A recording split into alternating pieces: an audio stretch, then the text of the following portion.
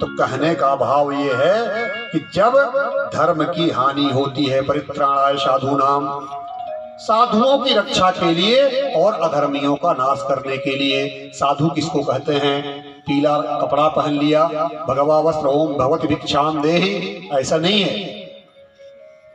इतने से साधु नहीं होता। प्राण संकट उपस्थित होने पर भी जो अपने धर्म मार्ग से विचलित नहीं होता उसको साधु कहते हैं। ऐसे लोगों की रक्षा के लिए भगवान आते हैं, क्योंकि साधु लोग भगवान के नित्य अवतार हैं। कल आपको बताया था कि जब शादियां होती हैं तो एक बिचौलिया होता है। माया को जो नचा रहा है परमात्मा, माया जिसको नचा रही है जीवात्मा, और माया से निवृत्त होकर के जो विचरण कर रहा है महात्मा। तो महात्मा क्या करता है? परमात्मा से जीवात्मा की व्यथा सुनाता है, और महात्मा क्या करता है? जीवात्मा के सामने परमात्मा की कथा सुनाता है। उद्देश्य है कि जोड़ा बना दो। तो साधु लोग क्या है? भगवान के नित्य अवतार हैं। क्या करते हैं? धर्म का प्रचार करते हैं, लोगों के हृदय परिवर्तन करते हैं, मारते नहीं है किसी को। भगवान के अनेक अंशावतार भी होते हैं। भगवान अपना अंश प्रकट करते हैं किसी कार्य के, जैसे मत्स्यावतार जो हुआ अभी। मत्स्यावतार भगवान का अंश है, भगवान नहीं है। भगवान ने अपने अंश को भेज दिया कि जाओ ये काम करके आ जाओ। तो उसने क्या किया? मत्स्यावतार ने कि प्रलय काल के समय समस्त बीजों की, जीवों की और ज्ञान की रक्षा किया। जीव बीज ज्ञान, ज्ञान क्या है? वेद है, गिरु ले गया था। ये भगवान का अंशावतार। कच्छप जो अवतार हुआ पर्वत को उठा करके समुद्र का मंथन हो सके इसलिए। वराह किस लिए हुआ? पृथ्वी को लाने के लिए। ये सब अंशावतार है, एक काम था करके आ गए। हिरण्याकश्यप को मारने के लिए भगवान को नरसिंह अवतार, ये विशिष्ट कर्म के लिए आना पड़ा। प्रहलाद को सिंहासन पे बैठा दिया, कोई लीला नहीं किए। तो कोई स्फूर्ति अवतार, कोई आवेश अवतार, कोई अंशावतार, तो कोई गुणावतार। जैसे गुणावतार कौन है? श्री राम अवतार। वह केवल रावण को मारने के लिए नहीं आए थे। बेटा बातें मत करना। अंशावतार केवल एक विशेष कार्य के लिए होते हैं, आए कार्य किए गए। राम का अवतार केवल रावण के लिए नहीं हुआ था। हमें आपको एक मर्यादा रूपी पहनावा उनको देना था। हमारे और जंगल के या जंगली जो प्राणी है क्या अंतर है? हम आप सभ्य हैं, वो असभ्य हैं। सभ्य क्या होता है? भगवान राम ने जो बताया वही सभ्यता है। मर्यादा सभ्यता का पर्यायवाची ही है राम। इसीलिए वो आए थे, क्योंकि रावण का मारना ही नहीं था। एक काम होता तो अंशावतार करके काम करके चले जाते। भगवान श्री कृष्ण का अवतार किस लिए हुआ है? यह सोचने वाली बात है। कृष्ण का भी अवतार एक सामान्य कारण यह है कि धर्म की संस्थापना, साधुओं की रक्षा के लिए भगवान आए। ये एक बात है, लेकिन कृष्णावतार में ईश्वरीय धर्म प्रकट किया गया है। रामावतार में मानवीय धर्म, कृष्णावतार में ईश्वरीय धर्म। रामावतार के समय कुछ ऐसी बातें थी जो भगवान पूर्ण नहीं कर सके, क्योंकि भगवान का स्वभाव क्या है? ये यथा माम प्रपद्यन्ते तांस तथैव भजाम्यहम, गीता में लिखा हुआ है। तो रामावतार में कुछ ऐसी इच्छाएं थी जनकपुर की, नारियों की, और भी कुछ ऋषि मुनियों की, जो वो नहीं कर सके क्योंकि उनको मर्यादा में रहना था। तो उन्होंने कहा था कि अगले जन्म में हम सबकी इच्छा पूर्ण करेंगे। तो रामचंद्र जी जब विदेहराज की नगरी में गए थे तो जनकपुरी में नारियों ने भगवान को, सौंदर्य को देखा तो उनको मन ही मन कामना उत्पन्न हो गई थी। भगवान ने कहा अगले जन्म में सब गोपियां बन करके आ जाना, सब हमारी पत्नियां बन जाना। तो उनको ईश्वरीय धर्म निभाना था। तो कृष्णावतार क्या है? पूर्ण अवतार है। रामावतार क्या है? पूर्ण अवतार है। कैसे? कृष्ण अवतार कैसे पूर्ण अवतार हुआ और राम अवतार कैसे पूर्ण अवतार हुआ? रामचंद्र जी सूर्य वंश में प्रकट हुए। सूर्य के कितनी कलाएं हैं? 12। इसलिए सूर्य को क्या कहा जाता है? द्वादश आत्मा। तो 12 कलाओं से भगवान थे, इसलिए पूर्ण। और कृष्ण जी किस वंश में आ रहे हैं? चंद्र। चंद्रमा की कितनी कलाएं हैं? 16। इसलिए कृष्णावतार में भगवान की 16 कलाएं होती हैं। तो अपने वंश में राम जी पूर्ण है 12, और अपने वंश में कृष्ण जी पूर्ण हैं कितने? 16।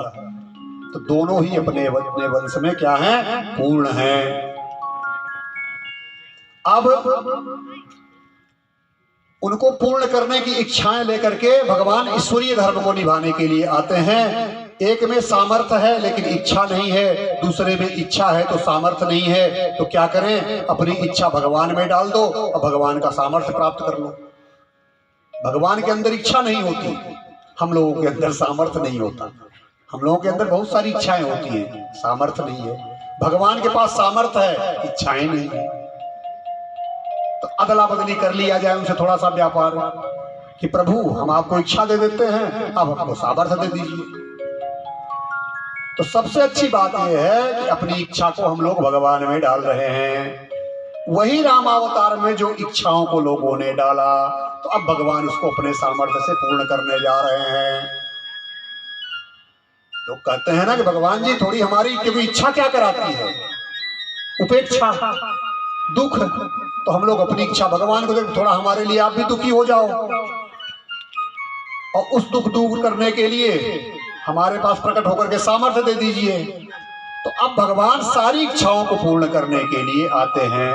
प्रारंभ होता है, सुखदेव जी कहते हैं कि पृथ्वी पर जब असुरों का भार बढ़ गया, कंस तथा उसके साथियों द्वारा पृथ्वी पर अत्याचार बढ़ने लगा, तब पृथ्वी व्याकुल हो गई। पृथ्वी कहती है कि मेरे ऊपर पर्वत, जंगल, समुद्र आदि सब है, इतना भार है, लेकिन जो पाप कर्म करने वाले हैं उनका भार सबसे बड़ा भार है, वह मुझसे नहीं सहन किया जा रहा है। जब पृथ्वी के ऊपर पाप का भार बढ़ा, सहन नहीं कर पा रही हैं, तो वो गाय का रूप धारण करके ब्रह्मा जी के पास जाती हैं। पृथ्वी माने पृथ्वी की जो अधिष्ठात्री देवी हैं, वो गाय बन करके ब्रह्मा जी के पास जाती हैं। ब्रह्मा जी सारे देवताओं और शिव जी को लेकर के, जब पृथ्वी अपनी समस्या सुनाती है तो शिव जी को साथ लेकर के, सारे देवताओं को लेकर के ब्रह्मा जी क्षीर सागर पहुंच जाते हैं, नारायण भगवान के जगन्नाथ धाम, जहां जगन्नाथ भगवान लेटे हुए हैं क्षीर सागर में। प्रार्थना करते हैं, पुरुष सूक्त के द्वारा उनको प्रसन्न करते हैं स्तुति करके। समाधि में भगवान उनको जो बताते हैं उसी को ब्रह्मा जी सारे देवताओं से बताते हैं। गाम पौरुषीं ते श्रुतामरापुना विधीयतामाशु तथैवमाचिरम। ब्रह्मा जी कहते हैं कि भगवान ने कहा, पृथ्वी का संताप मुझे पहले से मालूम है, शीघ्र ही मैं उनके दुख को दूर करने के लिए प्रकट होने वाला हूं।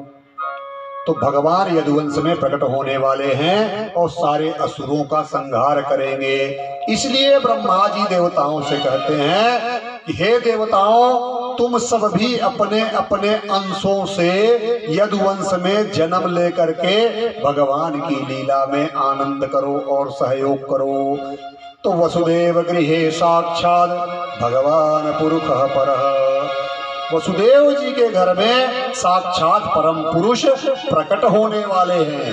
ये ब्रह्मा जी बता रहे हैं, किससे बता रहे हैं? देवताओं से। उनके प्रिय कार्य के लिए देवताओं की स्त्रियां भी अपने अपने अंशों के साथ पृथ्वी लोक पर प्रकट होती हैं। प्रकट हो आदेश किया जा रहा है, इसीलिए बहुत सारे देवी देवता अनेक स्थानों पर प्रकट हुए। कोई मथुरा पे प्रकट हो रहा है भगवान से पहले ही। ये नहीं भगवान के बाद आएंगे तो छोटे छोटे बच्चे थे, क्या भगवान गोदी में हमको लेके चलेंगे क्या? तुम लोग शुरू करो। तो कोई मथुरा में प्रकट हो रहे हैं देवताओं अथवा उनके पत्नियों के अंश, कोई गोकुल में, कोई वृंदावन में। हम लोग देख चुके हैं कि भगवान श्री रामचंद्र जी को देख करके कितने ही ऋषि मुनि भी मुग्ध हो गए थे। कितने ऋषि मुनि मुग्ध हो गए थे, वाह वाह क्या सुंदर छवि है, लगता है हृदय में बसा ले। वो भी गोपियां बन करके आ गए। जनकपुर की स्त्रियां भी गोपियां बन करके आ गई। जितनी श्रुतियां, वेद मंत्र सब गोपियां बन करके आ गए। न जाने कितने सारे लोग, धर्मात्मा, ऋषि मुनि, ऋषि ब्रह्मर्षि, वेद श्रुति सब आ गए। ये आनंद मिलने वाला नहीं है। भगवान ने यह भी कहा कि शेष भगवान भी, इनके बिना मैं चलूंगा नहीं। जिनके ऊपर मैं शयन करता हूँ शेष भगवान हैं। जिनके ऊपर भगवान ने वराह बन करके पृथ्वी को प्रतिष्ठित किया था वो शेष भगवान हैं। उनको भी अवतार लेना पड़ेगा, इनके बिना मैं रह नहीं पाऊंगा। शेष भगवान कहते हैं कि छोटा भाई बना देते हैं, बहुत सेवा करवाते हैं। छोटा भाई बना दोगे, बैठ करके सेवा करो, तो इस बार मैं बड़ा बनूंगा, आप छोटा बनो, आप मेरी सेवा करो। बोले जो आज्ञा। रामावतार में आप बड़े भाई बने, अब मैं छोटा बनूंगा, तो मैं जो करना चाहता था कभी कर ही नहीं पाया, क्योंकि मैं छोटा रहता हूं। आप बड़े बन के डांट देते हो। भगवान ने कहा इस बार तुम बड़े बन जाना, तुम डांटना चलो। क्यों? भगवान को बताया ना, गीता में लिखा है कि ये यथा माम प्रपद्यन्ते तांस तथैव भजाम्यहम्। जो जिस भाव से भजेगा हम उसी रूप में मिलेंगे। सखा के रूप में देखोगे भगवान सखा, भाई के रूप में भाई, बाप के रूप में बाप, उसी रूप में आ जाते हैं। अब बोले तुम हमारे बड़े भाई बनना चाहते हो तो तुम बड़े भाई बन जाना, तब मुझे डांट सकते हो। तो बलराम जी कृष्ण के बड़े भाई का ताव दिखाते रहते थे, इसलिए कथा आएगी आगे। लेकिन फिर भी जितना भी ताव दिखाए बलराम जी, निर्णय अंततः किसका होता था? वो कृष्ण जी की बात को मान जाते थे। तो भगवान ने अपनी माया से कहा तू भी प्रकट हो जा रुक्मिणी बनकर। लक्ष्मी जी ने कहा देखो प्रभु, सीता बनी थी, बहुत तकलीफ हुई। कोई हरण कर रहा है, अकेले बैठे बैठे अशोक वाटिका में, उसका नाम ही है अशोक वाटिका, लेकिन हमें हुआ शोक। तो क्यों मुझे तकलीफ देते? भगवान ने कहा इस बार तुमको महल में रहना है, तुम महल के बाहर मत निकलना, कोई साधु बाबा नहीं आएगा। जाओ इस बार महल में ना। क्यों? क्योंकि बाहर जाते ही गड़बड़ हो जाती है। उस बार लक्ष्मण रेखा खींची गई, तुम बाहर निकल गई। इस बार तुम महल से निकलना ही नहीं, गड़बड़ नहीं होगा। तो श्री राम अवतार में भगवान शांत थे। आपको कल बताया ना कि राम का हर चीज राम है। नाम भी सीधा, खड़े होने भी सीधा, स्वभाव भी सीधा, कार्य भी सीधा। और कृष्ण का हर काम टेढ़ा है। नाम भी टेढ़ा, खड़ा होना भी टेढ़ा, आंखें भी टेढ़ी, बंसी लेके टेढ़ा, काम भी टेढ़े, समझ पाना भी टेढ़ा। उनको जल्दी कोई समझ नहीं पाएगा। टेढ़ी टांग वाले को समझना बहुत मुश्किल है। बोले कृष्ण कन्हैया लाल की जय हो। तो रामावतार में शांत थे, कृष्णावतार में चंचल हो गए। वहां भूख लगने पर कुछ नहीं करते थे, मक्खन भी नहीं मांगते थे। यहाँ बोले यहाँ तो घुस घुस के चुरा चुरा के खाऊंगा। गायों की सेवा वहां नहीं कर पाए थे, यहाँ बोले कि गायों के स्तनों में मुंह लगा के बछड़ा बन के पीऊंगा। जो जो इच्छाएं थी बोले सब पूर्ण करूंगा। सुखदेव जी कहते हैं कि ब्रह्मा जी की बात सुनने के बाद सब अपने अपने स्थान पर चले गए। तत्पश्चात भगवान की लीला में भाग लेने के लिए सब लोग अवतार लेते हैं। अन्यत्र वर्णन आता है कि पूरा गोलोक भी इस धराधाम पर आ जाता है। वृंदावन कदम्ब वृक्ष जमुना जी सारी चीजें आकर के प्रकट हो जाती हैं। राधा जी और उनकी सारी सखियां ब्रज में आ जाती हैं। सब लोग पहले से आकर के तैयारी कर दिए। इसे आप लोग पूरी तैयारी करके बैठे हुए हो। शेष क्या है? भगवान का आना। उसी प्रकार से सारे देवता, ऋषि, महर्षि सब तैयारी करके बैठ गए कि आओ लल्ला, अब हम इंतजार कर रहे हैं, जैसे आप इंतजार कर रहे हो। तो दृश्य ही वही है जो आप कर रहे हैं, वही दृश्य चल रहा है। अब सूरसेन ने मथुरा को बसाया था। सूरसेन वे ही मथुरा के पहले राजा थे। अब मथुरा में राजा हैं उग्रसेन, और उनका पुत्र कौन है? कंस। वसुदेव जी सूर्यवंश के हैं, सूर्यवंश के हैं। उनका विवाह हो रहा है देवक की कन्या देवकी के साथ। देवकी कंस की चचेरी बहन है। विवाह के बाद विदाई का समय आया। क्योंकि कंस का जो कार्य है, अपने पिता को भी कारागार में डाल करके राजा बन गया था। अपने पिता को कारागार में डालकर उग्रसेन महाराज को, तो उसके कार्य इतने निंदित थे कि वो सोचा कुछ तो अच्छा कार्य कर दूं। जो निंदित कार्य करते हैं सोचते हैं कुछ ऐसा कर दो कि वाहवाही भी मिले हमें। तो जब वसुदेव देवकी का विवाह हुआ तो बोला मैं अपनी बहन को रथ में बैठ करके विदा करूंगा। मतलब लोग वाहवाही कि राजा स्वयं रथ चला रहा है सारथी बनी, कितना बहन को प्यार करता है।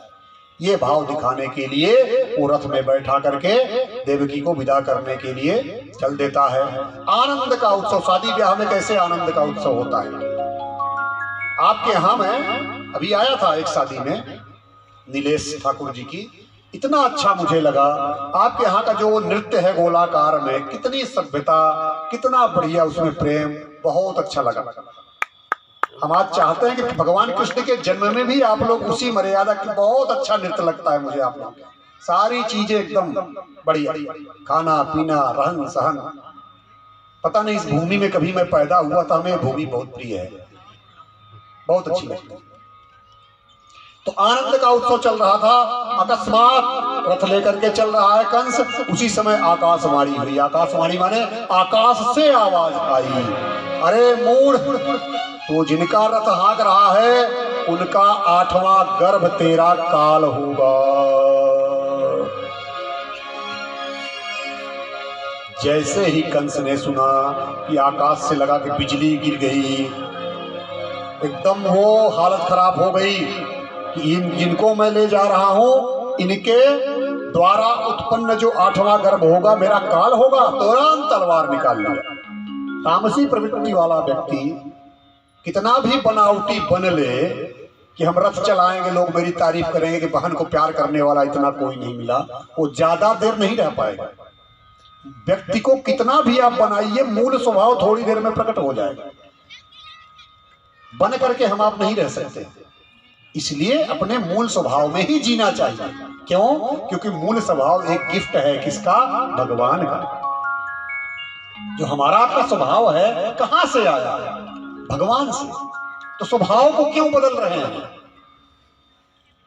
ईश्वरीय प्रदत्त चीजों को, उपहार को कभी मत गंवाइए। अब उसको अपने ओरिजिनल रूप में आ गया, तलवार निकाल लिया। इसका गर्भ मुझे 8वां मारेगा, हम इसी को मार देते हैं, न रहेगा बांस तो न बनेगी बांसुरी। जब यही नहीं रहेगी तो गर्भ कहां से आएगा? जैसे तलवार निकाला, वसुदेव जी गंभीर स्वभाव वाले हैं। जहां एक तरफ वो तमस प्रधान है तो वसुदेव जी सत्व गुण प्रधान है। अंतःकरण सात्विक बुद्धि मन वाले हैं ये देवकी वसुदेव। पहले सौम्य स्वभाव से कंस को समझाते हैं कि अरे कंस, तुमको अपने मरण का समाचार सुनकर इतना डर क्यों लग रहा है? वसुदेव जी पहले ज्ञान दे रहे हैं कि जिसका इस धरा पर जन्म होगा उसका मरण तो होना ही होना है एक दिन। तुम इसको मार डालोगे तो क्या अमर हो जाओगे क्या? फिर नहीं मरोगे। तो उसको आध्यात्मिक ज्ञान थोड़ी समझ में आ रहा है। तामसी वृत्ति वाले व्यक्ति को आप आध्यात्मिक चर्चा नहीं समझ में आएगी उसको। वो समझ गए कि मैं जिस लाइन से समझा रहा हूं ये समझेगा नहीं। मृत्यु सबकी होनी है, ये होनी है। ऐसा तवा अनुजा बाला कृपणा पुत्री कोपमा। तब वो कहते हैं, बात को थोड़ा सा अपने बदलते हैं। बात बदलना माने स्वभाव बदलना। यह तो तुम्हारी छोटी बहन है, बाला और कृपणा है, दीन है। पुत्री को उपमा, तुम्हारी पुत्री के समान है। हंतुम नारहच कल्याणी मिमाम तुम दीन वत्सलः। तुम तो दीनों के वत्सल हो। अपनी छोटी बहन जो पुत्री के समान है उसको मारोगे क्या? अब उसको दूसरे तरीके से समझाने लगे। तो बुद्धि से समझाए, बल से समझाए, लेकिन संकट को टाल नहीं पा रहे हैं। जो भी उनको था उन्होंने प्रयास कर लिया। अब समझ गए कि इसको कुछ अपने गुणों से समझाना चाहिए। कहते हैं, हे कंस, तुमको देवकी से डर है ना? देवकी से तो डर नहीं है, इसके पुत्रों से है ना। जो आकाशवाणी हुई है उसने थोड़ी ने बताया कि देवकी तुमको मारेगी, देवकी का 8वां पुत्र मारेगा। तो मैं तुमको वचन देता हूं, मेरे ऊपर विश्व के। वसुदेव जी बहुत सत्यव्रत वाले थे। कंस भी उनको मानता था कि इससे झूठ कभी नहीं बोले गए। तो मैं तुमको वचन देता हूं कि जब इसका गर्भ से बच्चे पैदा होंगे मैं तुमको अर्पित कर दूंगा। जो करना होगा तुम करना, मैं वहां नहीं रोकूंगा। इसको क्यों मार रहे हो? कंस का मतलब होता है हिंसक। वसुदेव का चरित्र कितना है, उज्जवल है। तो हिंसक वृत्ति वाले उस कंस को भी उनके वचनों पर विश्वास हो गया। जो हिंसक है वो मान गया। इसका मतलब समझिए कि वसुदेव जी कितने जो है सात्विक विचार के हैं। अब वसुदेव देव की अपनी महल में रहने लगे। समय आने पर उनके पहले पुत्र का जन्म हुआ। महल में रह रहे थे, अभी कारागार नहीं हुआ। पुत्र का जन्म हुआ। आप सोचिए, पुत्र का जन्म होने के बाद माँ और छीन करके आप किसी को दें, माँ की क्या दशा होगी, वो माँ के अलावा हम आप पुरुष कई जन्मों तक जन्मे नहीं समझ पाएंगे। माँ की मनः स्थिति, माँ की करुणा, माँ का वात्सल्य, माँ के अलावा कोई नहीं समझ सकता, नहीं समझ सकता। अब देवकी की क्या स्थिति हुई कि ये माएँ समझ गई होंगी इस छोटे बालक ने उसका क्या बिगाड़ा है। लेकिन वो कहते हैं वचन पूर्ति है देवकी, मैंने वचन दिया है, मुझे देना ही होगा। वचन निभाने के लिए बालक को कंस के पास ले जा करके दे देते हैं और कहते हैं कि मैं अपनी कथनानुसार यह बच्चा आपको सौंपने के लिए आया हूँ। तो उसकी सत्य निष्ठा वचनबद्धता देखकर कंस का हृदय बहुत द्रवित हो गया। देखिए, अपने वचन का अच्छे से पालन किया। तो बोला कोई बात नहीं है, इसको वापस ले जाओ। पहला है हम मान गए कि तुम सभी को ऐसे ले आओगे, इसको ले जाओगे तो हमको पहले से खतरा नहीं है, हमको 8वें से खतरा है। अब लेके वो चले गए। देवकी भी खुश हो गई कि वो वापस आ गया। तब तक नारद जी जाके कंस को भड़का दिए। कंस के पास आते हैं, क्या किए? तो बोले वापस कर दिए। बोले क्यों वापस कर दिए? बोले 8वां मारेगा ना। तो नारद जी ने ऐसे उंगली कर ली, इसमें 8वां कौन है बताओ? इधर से गिनोगे तो ये 8वां, इधर से गिनोगे तो ये 8वां, तो तुम कैसे जानोगे कौन सा 8वां है? नारद जी ने उसकी दिमाग को घुमा दिया। नारद जी का उद्देश्य होता है कल्याण। अब उसका तब होगा उसका मरण जब उसके पापों का घड़ा भरेगा। नारद जी का था जल्दी से घड़ा भरे तो पृथ्वी का उद्धार करना है। तो उसकी मति पुनः भ्रमित हो गई, बुद्धि फिर गई। तो उसने क्या किया, यदुवंशियों के रूप में सारे देवता ही यहाँ आ गए हैं क्या, और जो भगवान के विष्णु के रूप में आने वाले हैं, पूरा नारद जी ने उसको घुमा दिया। कहा जाता है कि कंस कालनेमी का अवतार है। रामावतार में जब संजीवनी बूटी लेने जा रहे थे हनुमान जी, तो कालनेमी मिल गया था ना, हरे राम करके सरोवर में स्नान करो कि सूर्योदय हो जाए संजीवनी। उसी का अवतार बताया जाता है ऐसा शास्त्रों में। अब वो समझ गया कि गड़बड़ है। यहां तक भी संकेत कर दिया नारद जी ने कि वो देवताओं का अवतार होगा जो मारेगा। अरे बोले बहुत गड़बड़, बहुत अच्छे इंसान हो, जय हो जय हो जय हो नारायण भगवान। अब दोनों को पकड़ के लाके कारागार में डाल दिया, सीधा कारागार में डाल दिया। तो कहते हैं जो लालची दुष्ट राजा होते हैं वो माता पिता भाई इष्ट मित्र सबको दुख देने के लिए ही तैयार रहते हैं। कंस ऐसा अत्याचारी बन गया। प्रलंब, बक, पूतना, चाणूर, मुष्टिक, केसी आदि असुर तथा जरासंग, भौमासुर, बाणासुर ये सब उसके साथी थे। पहले पुत्र को लेकर के मार देता है, दूसरा पुत्र हुआ उसको भी मार दिया। इस प्रकार से 3, 4, 5, 6 एक माँ के 6 पुत्र लगातार हो रहे हैं। कंस ले लेकर के मारता जा रहा है। अब भगवान ने जब 6 पुत्र मर गए तो योगमाया से कहा कि देवकी के 7वें गर्भ में शेष जी जा चुके हैं। शेष माने शेषावतार, भगवान लक्ष्मण जो अवतार थे वो शेष आ चुके हैं जो बलराम बनेंगे। तो योग माया से कहा कि हे योग माया, तुम ऐसा करो कि अपनी माया से उस गर्भ को खींच करके वसुदेव की दूसरी जो पत्नी है रोहिणी, उनके गर्भ में ले जा करके स्थापित कर दो। माया ने कहा जो आज्ञा। तो गर्भ से खींचे जाने के कारण, खींचने को कहते हैं कर्षणात्, इसीलिए उनका एक नाम हो गया संकर्षण, बलराम जी का। माया ने वैसा ही किया क्योंकि माया से भगवान जो आदेश देंगे भगवान के इशारे पे माया चलती है। अब मथुरा वासियों के लगा कि कंस के डर से देवकी का 7वां गर्भ गिर गया, खराब हो गया। लेकिन योग माया ने तो दूसरा काम कर दिया था। उसने सीधा उसको शिफ्ट कर दिया रोहिणी के गर्भ में। शेष भगवान का जन्म हुआ। भगवान बोले कि अब भैया जन्म ले लिए, इस बार बड़े बने हैं, अब मेरा समय आ रहा है। भगवानामपि विश्वात्मा भक्तानां भयंकरः आविवेशांश भागेन मन आनक दुंदुभे। आनक दुंदुभी यह वसुदेव जी का नाम है। भगवान सबसे पहले वसुदेव के देह में प्रकट हुए, उनके शरीर में तेज बन गए। फिर वसुदेव के शरीर से उस तेज को देवकी ने धारण किया। वह इतना बड़ा तेज धारण करने के बाद देवकी उसको छिपा नहीं पा रही थी, छिपा रही थी, चाह रही थी, परंतु छिप नहीं रहा था। छिपी हुई अग्नि के समान देवकी जी उस जेल में रह रही थी, क्योंकि इतना तेज था उनके शरीर में। कभी कंस जब आता था तो देवकी को देखता था तो उनका जो हृदय था धक धक करने लगता था। बोले ऐसा पहले कभी नहीं लगता था, क्या हो रहा है। और उधर कंस जब उनको देखता था तो वो भी धक धक करता था, कुछ ऐसा हमें भी नहीं हो रहा था, क्या हो रहा है। तो अब यहाँ पे विचार मन में आ सकता है कि नारद जी ने ऐसा क्यों किया। तो नारद जी प्रमाण इकट्ठा कर रहे थे कि इसको अपराधी बनाओ, तभी भगवान का प्राकट्य होगा, अपराधी इसको जल्दी से जल्दी बनाओ, इसलिए नारद जी ने वहां पे ऐसा भी वर्णन किया गया। अब कंस के इतना भय बैठ गया कि महल में बैठा हो, कहीं बैठा हो, खड़ा हो, भोग रहा हो, घूम रहा हो, कहीं भी हो, उसको जब देखो तो ऋषिकेश का ही चिंतन हो रहा है। तन्मयम जगत, पूरा जगत उसको हरिमय सा दिखाई देने लगा। भय के कारण उसको लगता था कोई मारने हमको दौड़ रहा है।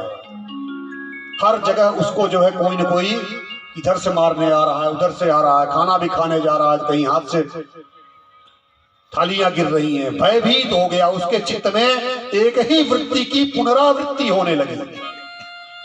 एक वृत्ति ऐसे बैठी उसके चित्र में कि उसकी पुनरावृत्ति शुरू हो गई।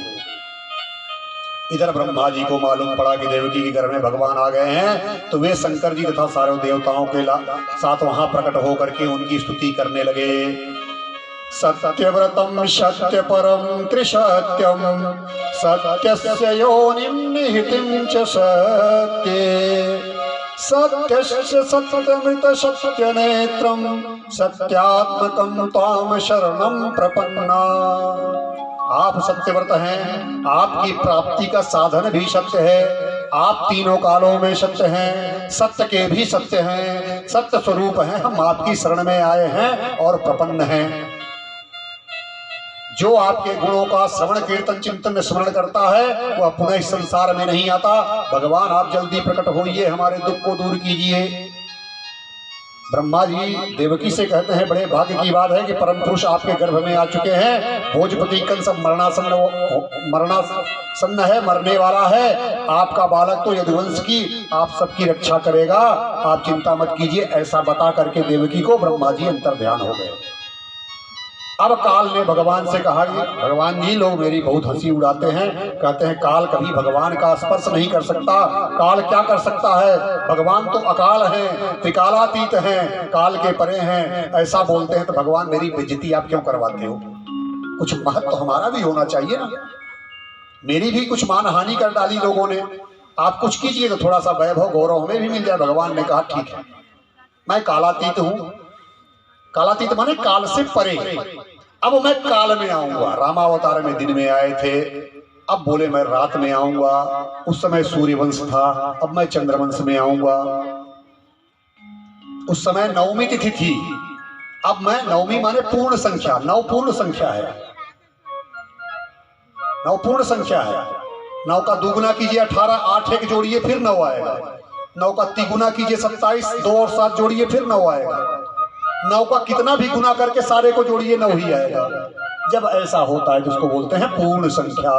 बोले रामावतार में हम पूर्ण संख्या में आए थे, अब कर दो 9 का दूना 18, 8 और 1 9, तो अब हम 8 संख्या में आएंगे। भगवान ने कहा उस समय ब्रह्म संख्या 9 ब्रह्म की संख्या है और 8 जो है माया की संख्या है। भगवान की माया अष्टधा प्रकृति 8 है। बोले अब उसमें आएंगे। अव्यक्त महतत्व अहंकार पंच महाभूत, ये 8 प्रकृति हैं, ये भगवान की माया है। इसीलिए भगवान के पत्नियां भी 8, 16,008, 108। भगवान कृष्ण के हर चीज में लास्ट में 8 जरूर रहेगा, क्योंकि अष्टधा प्रकृति वाले हैं ये। अब यहाँ पे गायन शुरू किया। सारा जो प्रकृति हमारी है, फूल पुष्प हैं, सरोवर हैं, सब प्रफुल्लित होने लगे।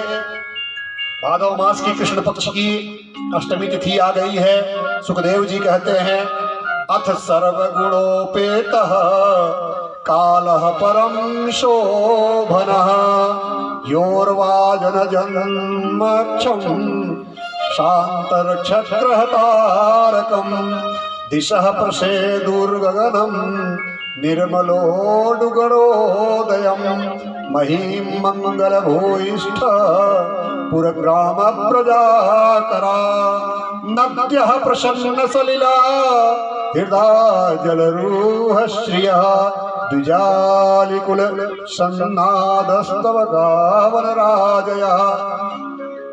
सर्वगुण संपन्न अत्यंत शोभन काल आ गया। शुभ नक्षत्र उदित हुए, सभी ग्रह नक्षत्र पर स्थान पर आ गए। सारी दिशाएं प्रसन्न हैं, आकाश निर्मल है, सारी नदियों में शुद्ध जल प्रवाहित हो रहा है। पृथ्वी पर जितने उपवन ग्राम वन आदि है शोभा बढ़ी हुई है। सरोवर में पानी स्वच्छ है, कमल खिले हुए हैं, शीतल मंद सुगंधित वायु बह रही है। सारी प्रकृति शुद्ध है। आध्यात्मिक अवतार की जब बात होती है तो प्रकृति शुद्धि का मतलब हमारा अंतःकरण शुद्ध हो चुका है। अभी भगवान प्रकट नहीं हुए थे, लेकिन आकाश में दुंदुभियां बजने लगी। किन्नर गंधर्व सिद्ध अप्सरा विद्याधर चारण सब प्रसन्न होकर के नृत्य करने लगे। सारे देवता प्रसन्न होकर के पुष्प वर्षा करने लगे। धीरे धीरे मंद मंद गर्जना भी होने लगी, बारिश भी होने लगी, जलधारा भी बहने लगी। अवतार का अर्थ कभी ऐसा न समझना कि ऊपर से नीचे आए हैं, सबके हृदय में बैठे हैं, जहां रहते हैं वहीं से अवतार लेते हैं। लेकिन अभी जयकारा मत करिएगा, क्योंकि हम लोग जयकारा करेंगे कारागार में जन्म हो रहा है, कंस को पता चल जाएगा। कभी चुपचाप रहिएगा, कंस को मालूम नहीं होना चाहिए। तो भगवान का जेल में इस इतनी मधुर प्रकृति के समय उनका जन्म होता है। धीरे से बोलिए श्री कृष्णचंद्र भगवान की, धीरे धीरे से धीरे से धीरे से। अब रात्रि में चुपचाप भगवान आ गए। वसुदेव जी ने देखा अद्भुत बालक, देवकी जी देख रही है अद्भुत बालक, चतुर्भुजम शंख चक्र गदा सब लेकर के आ गया है। छाती पर श्रीवत्स चिन्ह है, गले में कौस्तुभ मणि है, पीतांबर धारण किया हुआ है, नील मेघवर्ण है भगवान का। उनका हृदय देवकी जी का प्रसन्नता से भर गया कि दान पुण्य करने का समय आ गया है। वसुदेव देवकी सोच रहे हैं, लेकिन हम तो जेल में पड़े हुए हैं, क्या करूं। मन ही मन संकल्प किया कि जब जेल से निकलेंगे तो ब्राह्मणों को गाय देंगे, आभूषण वस्त्र सब दान करूंगा। अब उनकी स्तुति करते हैं कि आप अपने पूरे तेज के साथ मेरे ऊपर कृपा करने के लिए मेरे घर प्रकट हुए हैं। भविष्य में आप सारे असुरों का संहार करने वाले हैं, मैं जानता हूँ, आपको नमस्कार है। देवकी जी घबरा गए कि इतना दिव्य रूप दिखाओगे। उनको ये डर है कि अभी वो देखेगा उठा ले जाएगा। माँ तो माँ ही होती है, भगवान नहीं कोई प्रकट कर दो लेकिन माँ वैसी ही रहेगी। माँ का हृदय ऐसा है ना कि भगवान को कर दो तो बच्चा ही दिखेगा उसको। तो जिसको निर्गुण निर्विशेष सच्चिदानंद स्वरूप कहते हैं, आप वही दीप हैं, आप ही यहाँ प्रकट हुए हैं। इस तरह से उनकी वंदना अर्चना करते हैं। अब देवकी माँ कहती है पापी कंस को पता चलेगा तो वो मैं भयभीत हूँ, तो हे प्रभु छोटा सा बच्चा बन जाओ। क्या चार चार भुजाएं लेकर के चमक दमक रहे हो, छोटा सा बच्चा बनो, नहीं उठा ले जाएगा वो। देवकी जी कहती हैं भगवान आप अपना रूप जल्दी से छोड़ करके सामान्य शिशु बन जाइए। अहो निलोकस्य विडम्बना ही तक, इससे बढ़कर विडम्बना